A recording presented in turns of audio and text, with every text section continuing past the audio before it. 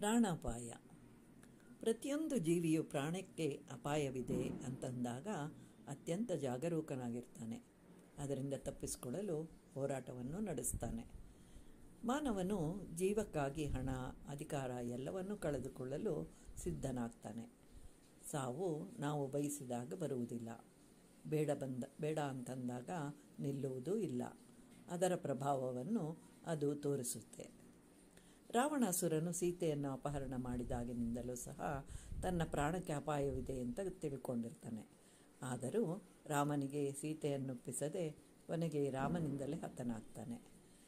ಪರೀಕ್ಷಿತನೆಂಬ ಮಹಾರಾಜನು ಒಂದು ಸಲ ಬೇಟೆಗೆ ಹೋದಾಗ ಕಾಡಿನಲ್ಲಿ ಋಷಿಯೊಬ್ಬನ ಮೇಲೆ ಸತ್ತ ಹಾವನ್ನು ಹಾಕಿ ಅವಮಾನಗೊಳಿಸಿದಾಗ ಪರೀಕ್ಷಿತ ಮಹಾರಾಜನು ಅಂತಹ ಹಾವಿನಿಂದಲೇ ಕೇವಲ 1 ವಾರದಲ್ಲಿಯೇ ಸಾವನ್ನು ಅನುಭವಿಸಲಿ ಅನ್ನುವಂತಹ ಶಾಪಕ್ಕೆ ಗುರಿಯಾಗ್ತಾನೆ. ಆಗ ಪರೀಕ್ಷಿತ ಮಹಾರಾಜನು ತನ್ನ ಸಾವು ಸಮೀಪಿಸ್ತಾ ಇದೆ ಅಂತ ತಿಳ್ಕೊಂಡು ಸ್ವಲ್ಪವೂ ವಿಚಲಿತನಾಗದೆ ಸಮಯವನ್ನು ವ್ಯರ್ಥ ಮಾಡದೆ ಭಾಗವತ ಶ್ರವಣವನ್ನು ಮಾಡಿ ಕೊನೆಗೆ ಮುಕ್ತಿಯನ್ನೇ ಪಡ್ಕೊಳ್ತಾನೆ. ಹೀಗೆ ಅನೇಕ ರಾಕ್ಷಸರು ಅಮೃತತ್ವವನ್ನು ಪಡೆಯಲು ಘೋರವಾದ ತಪಸ್ಸನ್ನು ಆಚರಿಸಿ ಭಗವಂತನನ್ನು ಸಾಕ್ಷಾತ್ಕರಿಸಿಕೊಂಡಾಗ ವರವನ್ನು ಪಡೆಯುವಾಗ ಎಲ್ಲಿಯೋ ಒಂದು ಕಡೆ ಎಡವುತ್ತಾರೆ. ಹಾಗೆಯೇ ರಾವಣನೂ ಸಹ ಮಾನವನಿಂದ ಏನು ಸಾಧ್ಯ ಎಂಬ ಧೋರಣೆಯನ್ನು ಹೊಂದಿ ಕೊನೆಗೆ ಮಾನವನಿಂದಲೇ ಹತನಾಗ್ತಾನೆ. ಹಿರಣ್ಯಕಶಿಪು ಎಂಬ ರಾಕ್ಷಸನನ್ನು ವಿಷ್ಣುವು ನರಸಿಂಹ ಅವತಾರವನ್ನೆತ್ತಿ ಸಂಹಾರವನ್ನು ಮಾಡ್ತಾನೆ.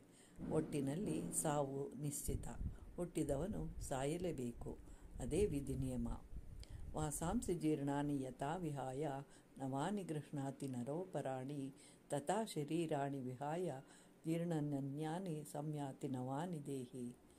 ಮಾನವನು ಹರಿದ ಬಟ್ಟೆಯನ್ನು ಬಿಟ್ಟು ಹೊಸ ಬಟ್ಟೆಯನ್ನು ಧರಿಸುವಂತೆ ಆತ್ಮನು ಜೀರ್ಣವಾದ ಶರೀರವನ್ನು ಬಿಟ್ಟು ಹೊಸ ಶರೀರವನ್ನು ಧರಿಸುವನು ಅಂತ ಹೇಳಿ ಭಗವದ್ಗೀತೆಯಲ್ಲಿ ಶ್ರೀಕೃಷ್ಣನು ತಿಳಿಸಿರುವನು.